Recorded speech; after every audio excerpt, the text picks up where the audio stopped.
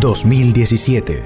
Comenzamos el año del 65 aniversario del Instituto Politécnico Loyola, con un recorrido por los momentos significativos de su historia desde su fundación hasta el presente.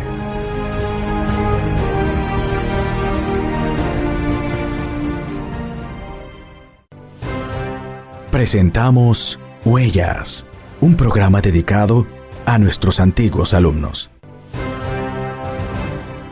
Saludos a todos los oyentes de Magis 98.3, su división de internet www.magisfm.net, la emisora del Instituto Politécnico Loyola.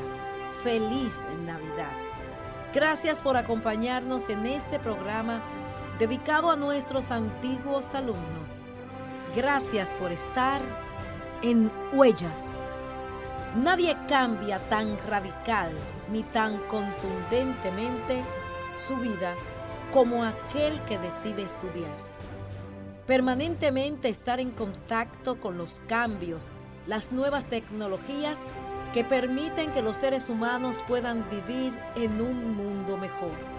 Esta semana conversamos con un antiguo alumno convencido de que solo con la educación los pueblos pueden avanzar. Hablamos con Rafael Pérez Duvergé. Inició en el Instituto Politécnico Loyola desde la primaria. Mi madre, sobre todo, quiso que nosotros ingresáramos al Politécnico Loyola y comenzamos desde la primaria. Copiar un libro completo y luego estudiarlo. Y cuando vinimos a ver, los libros se agotaron, ya tú sabes el problema. Y prácticamente tuvimos que copiar el libro, ¿no? Loyola, responsabilidad, calidad y ética. Hay que destacar, ¿no?, siempre la disciplina con que los jesuitas manejaban a los estudiantes. Huellas de nuestra institución. El significado de huellas viene dado como una marca o señal que deja el pie o la mano de un ser humano. Asimismo, en la vida, vamos dejando una impronta que nos identifica, que nos reconoce en la medida en que nuestro camino se hace más largo. Hemos iniciado un proceso en busca de esas marcas que han dejado a su paso miles de personas con el sello del Instituto Politécnico Loyola. Trabajo, emprendimiento, innovación, servicio, a través de este programa, Huellas. Estás escuchando Huellas. Amigos del programa Huellas, siempre agradecemos que ustedes estén en sintonía con nosotros. Este programa que busca conectar con nuestros antiguos alumnos del Instituto Politécnico Loyola. En esta oportunidad vamos a conversar con un antiguo alumno que es un orgullo de la institución y también de la provincia de San Cristóbal, donde está enclavada esta institución.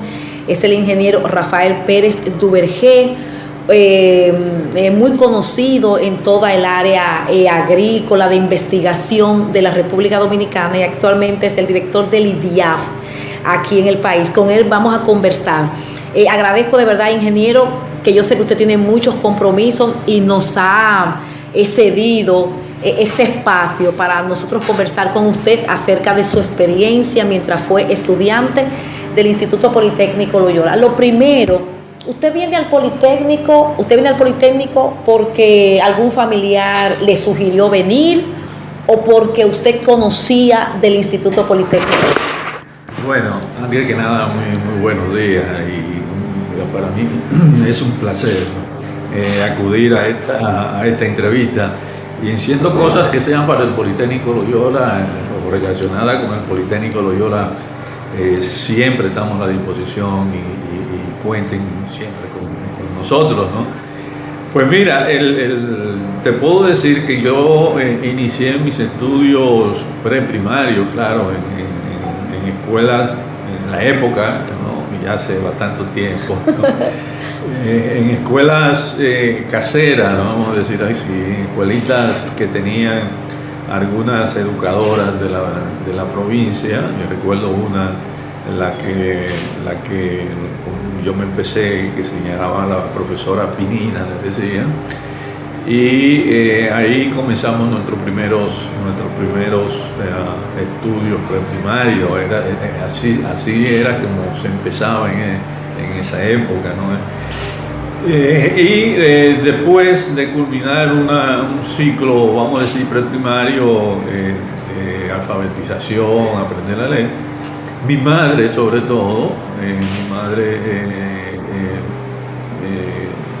quiso que nosotros, por lo menos nosotros los varones, somos 6 hermanos, 4 varones y 2 hembras, ingresáramos al Politécnico Loyola y comenzamos desde la primaria. Y en esa época recuerdo que nosotros teníamos que venir, eran las dos tandas, una por la mañana y otra en la tarde. Si uno entraba a las 8 de la mañana, salía al mediodía, tenía una hora para ir a comer y después regresar, entrar a eso de la 1 y salir a las 4 o las 5 de la tarde. Okay. Y nosotros, y siempre se lo recuerdo cuando converso con estudiantes que dicen, oye, que a veces se quejan, que es difícil, y que ir a pie de aquí del centro de la ciudad, o venir al Politécnico, ya cogen motores, los padres lo traen en vehículos, pero nosotros teníamos que venir a pie, ¿no? Caminando, 2 veces al día, hacer el ciclo, por la mañana, regresar al mediodía, volver en la tarde, y así durábamos casi todos los estudios primarios y secundarios, ¿no?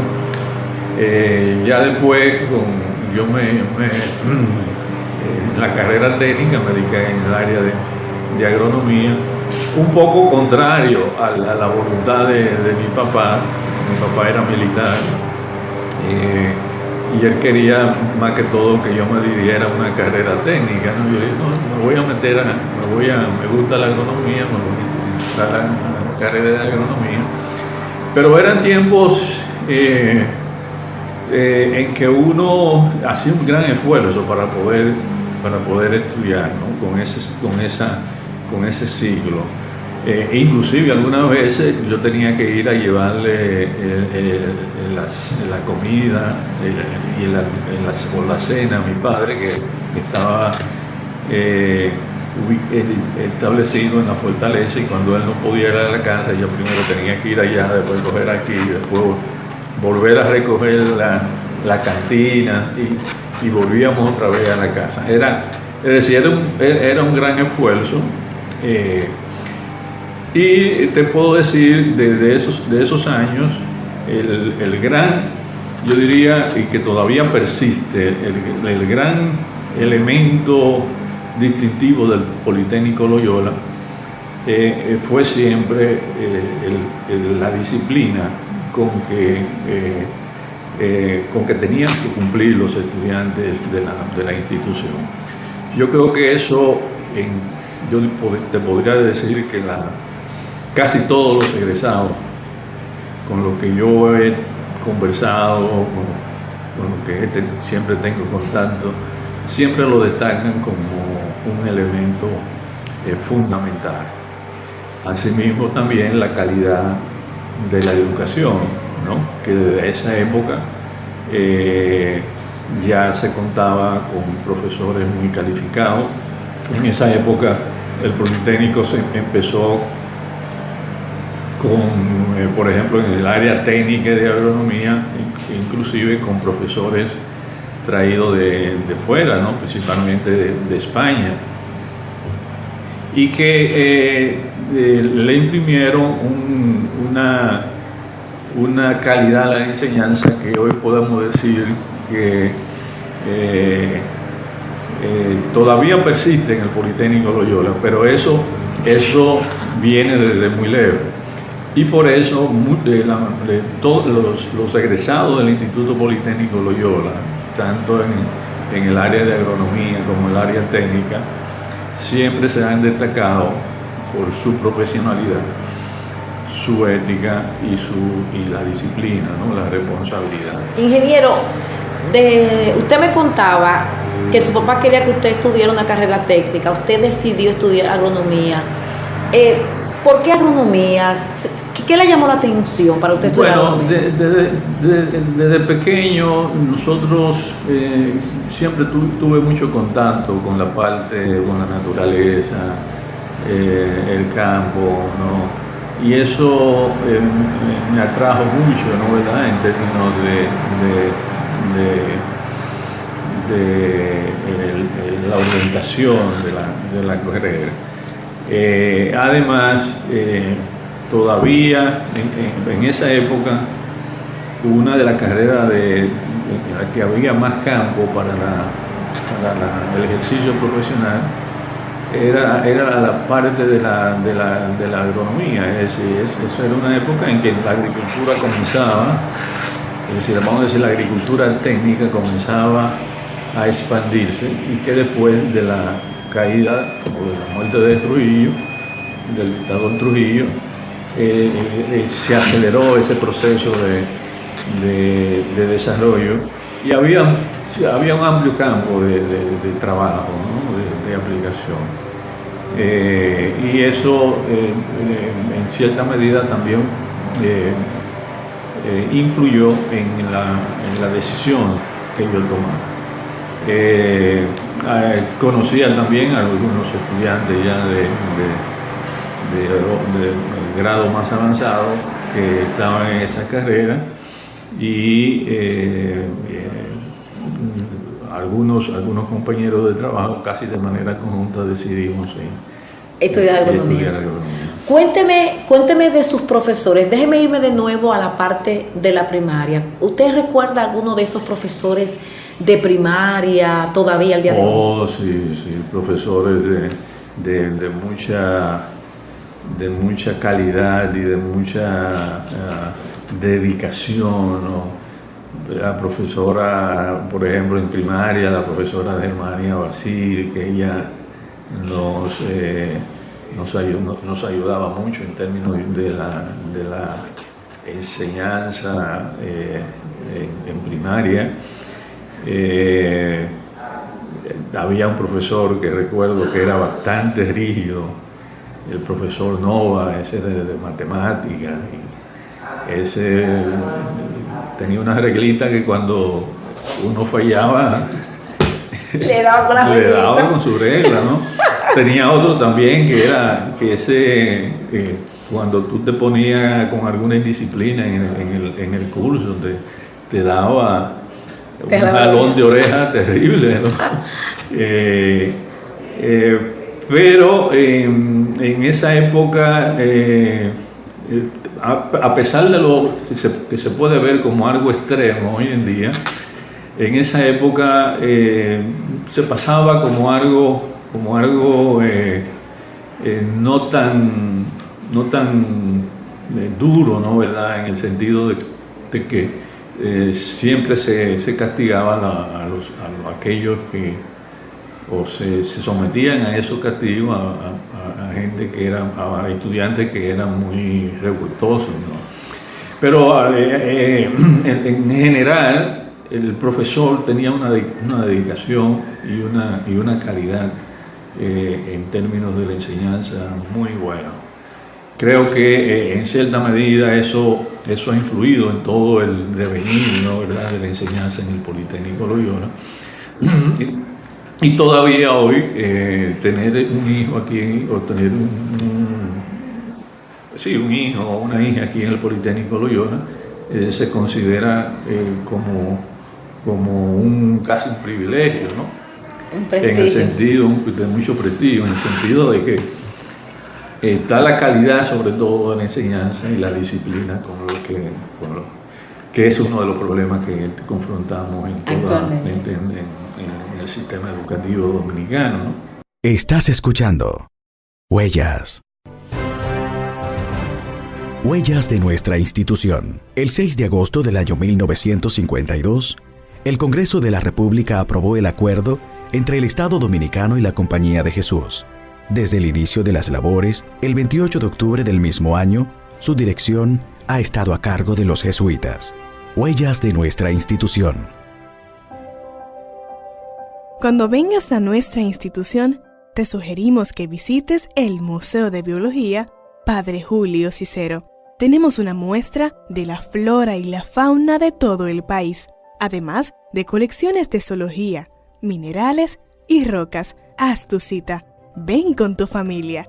Llámanos al 809-528-4010, extensión 3082, de lunes a viernes de 8 de la mañana a 5 de la tarde y los sábados de 8 de la mañana a 12 del mediodía. Recuerda, cuando visites nuestra institución, te esperamos en el Museo de Biología Padre Julio Cicero, del Instituto Politécnico Loyola.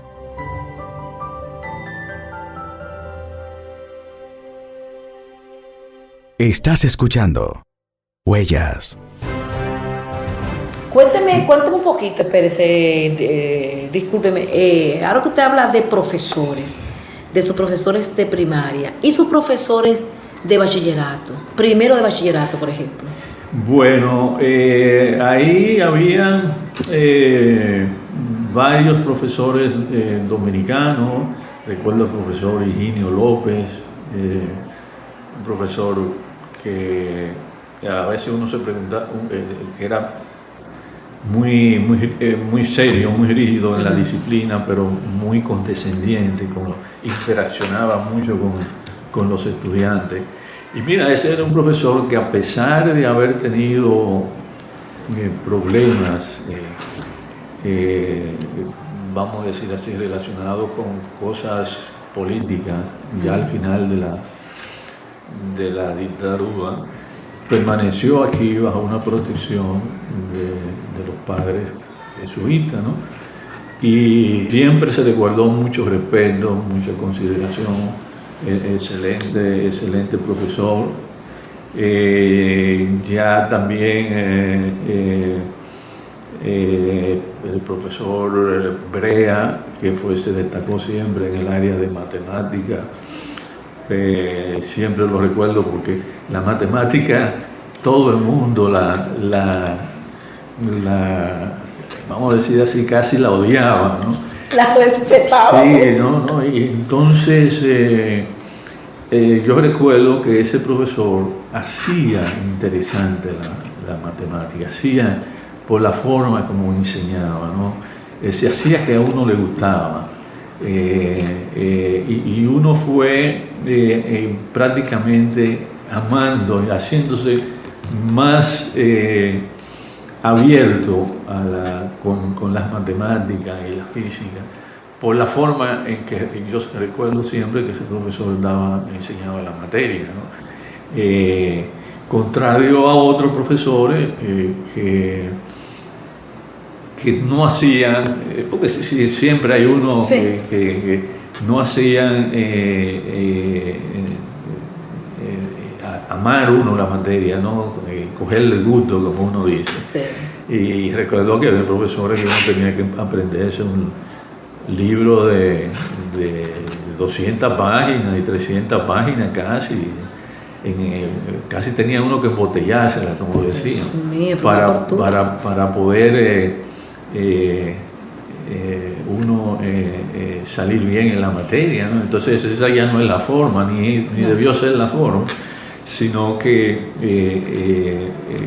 tenía que ser con un carácter más didáctico, más de desarrollar capacidades y contenido que el estudiante pudiera asimilar con amor, con gusto, ¿no? Y yo recuerdo que una de esas materias, que se llamaba fertilidad y suelo y fertilidad. Recuerdo un amigo mío porque nosotros éramos externos, es decir, vivíamos fuera, los internos vivían aquí, tenían inclusive su horario de estudio, ¿no? Nosotros teníamos que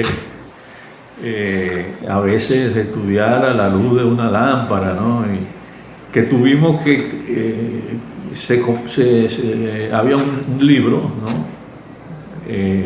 Español, que era el instrumento de la materia, ¿no? Que se daba. y cuando vinimos a ver los libros se agotaron. Ya tú sabes el problema. Y prácticamente tuvimos que copiar el libro a mano, porque en esa entero. época casi. Pero no había fotocopia. En esa época no había, la fotocopia era muy escasa o caro, ¿no? Y entonces siempre el profesor se preguntaba, bueno, ¿cómo estos estudiantes, estos muchachos sin libro, entonces sacan buenas notas? Entonces, inclusive hasta llegó a sentarnos adelante en uno de los exámenes delante. Pero era que nosotros copiábamos el libro y durábamos hasta las 2 de la mañana estudiando, y claro, uno hacía un esfuerzo bastante grande. A veces quizá ustedes hacían un esfuerzo mayor que el que tenía el libro. Bueno, yo creo que, claro, porque primero tú tenías que buscar un libro prestado, ¿no? Y préstame el libro, tú voy a copiar a mano los capítulos, los temas que... Entonces, comenzar a estudiar eso, ¿no? No es fácil, no fue fácil. En un ambiente un poco más abierto, porque los que eran internos tenían un horario que tenían que estudiar, ¿no? Mira, de 6 a 8 el horario de estudio, entonces, y compartían entre ellos, ¿no?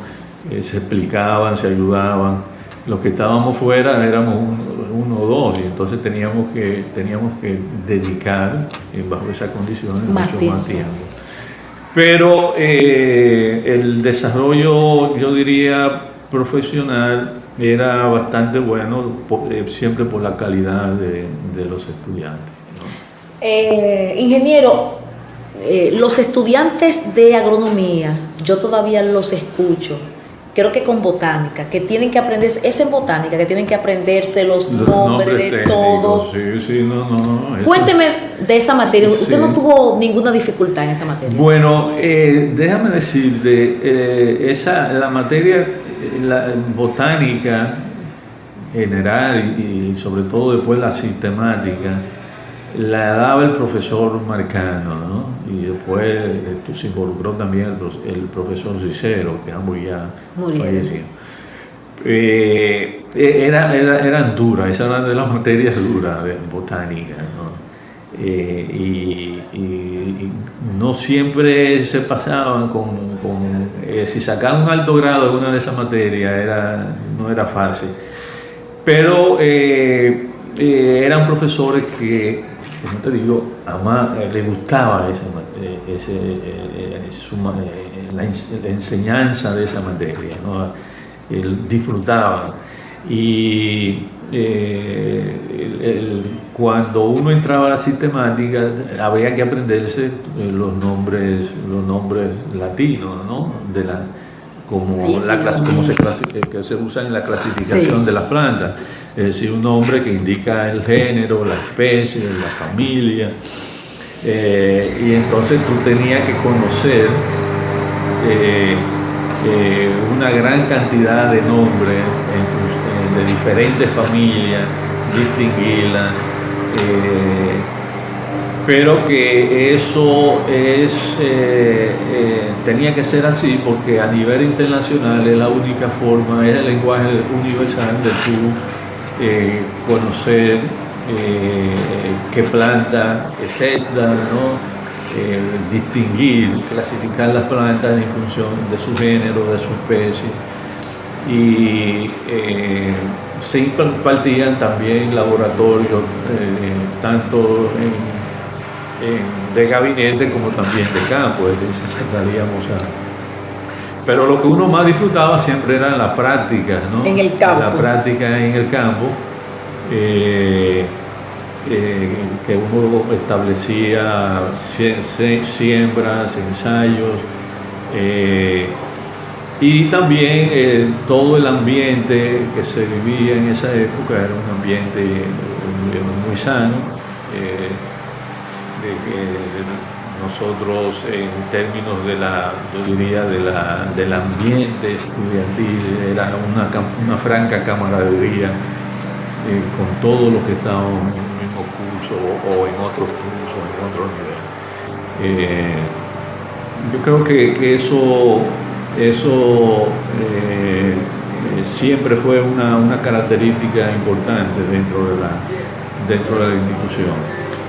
claro, hay que destacar, ¿no?, siempre la disciplina con que los jesuitas manejaban a los estudiantes, ¿no?, que imprimían un carácter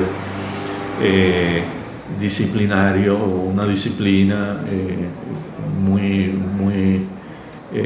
yo no diría, vamos a decir rígida, pero muy equilibrada en términos del trato a los estudiantes y de inculcar también valores éticos y de formación que se compartía también con la parte religiosa, ¿no? A propósito de eso, ingeniero, usted pasa por aquí, termina en el Politécnico Loyola.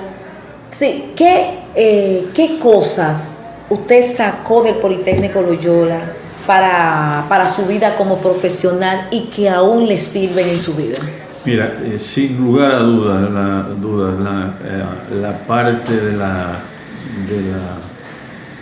responsabilidad, de la disciplina, y eso uno lo nota cuando maneja personal que provienen de diferentes instituciones. Uno nota rápidamente eso, ¿no? La parte ética, que si alguien se compromete a hacer una cosa, se le asigna algo de cumplir con calidad y en tiempo, en los tiempos necesarios. Y yo creo que eso se pierde mucho cuando no hay un régimen disciplinario, y como dicen mucho ahora, un régimen de consecuencias, ¿no? Que se ha perdido mucho a nivel se ha erosionado mucho a nivel de las escuelas públicas y inclusive de instituciones superiores, ¿no? Sobre todo aquellas bajo el régimen público, ¿no? Pero yo creo que esos son, claro, y la calidad de la enseñanza, ¿no? Le da una formación bastante, yo diría tal vez bastante más amplia, yo diría que demasiado amplia, porque a veces en el pensum había una cantidad de materia que uno decía, bueno, y yo utilizaré esto, ¿no? Y lo ha utilizado, y después, cuando usted se salió. Bueno, yo creo que yo creo que las materias, las cosas básicas después, las materias básicas como la matemática, química, eso indudablemente uno siempre le sirve. Pero después yo me fui a especializar en el área de mejoramiento genético de plantas. Es decir, que usted terminó agronomía y siguió. Siguió la ingeniería en un acuerdo que había con la UFU, la Universidad Nacional. Y después fui a la Universidad de Michigan State, la Universidad Estatal de Michigan, en Estados Unidos, a hacer una especialidad en mejoramiento genético de plantas, casi como herencia de las enseñanzas y la tutoría de un profesor, el profesor Pedro Comadá, que tenía siempre un grupo de estudiantes que trabajaban muy de cerca con él, ¿no? Es decir, era como los pupilos de él. Y entonces nos inculcó, ¿no?, ¿verdad?, el amor por esa marca. Claro, ya después que uno llega a estudiar fuera, comienza a ver cosas muy diferentes, muy más avanzadas en términos y hoy en día todavía se sigue avanzando, y por eso la importancia de uno mantenerse aprendiendo. De aprender uno nunca termina. Inclusive de materias como gramática, ortografía, uno nunca termina de aprender y siempre hay que estar buscando de nuevos conocimientos, nuevos avances. En el área de la agronomía hoy en día hay avances que uno no se lo imaginaba, sobre todo en el término, por ejemplo, de la biotecnología, el